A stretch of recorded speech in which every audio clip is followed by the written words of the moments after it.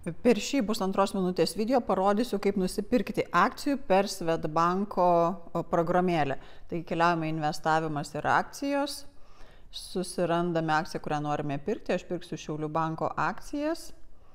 Akcijos kaina 0,716, nekainuoja net 1 euro ir dividendai 13,55%. Man tinka ir spaudžiu tuomet pirkti.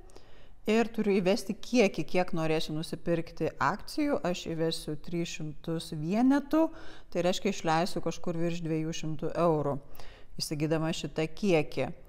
Ir reikia įrašyti kainą, aš renkuosi ribinę kainą, tai reiškia, aš pati įrašysiu, už kokią kainą aš perku. Tai aš perku už 0,715.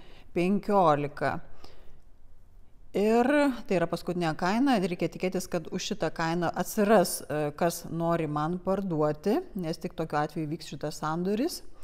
Ir tuomet pažymiu, iki kada galioja mano šitas pirkti prašymas. Štai čia yra kalendorius, pažymiu, kad iki šeštadienio, nors birža dirba šiaip iki penktadienio vakaro. Pažymiu sutinku ir pateikti pavedimą. Voila, akcijos yra nupirktos, patvirtintas pavedimas.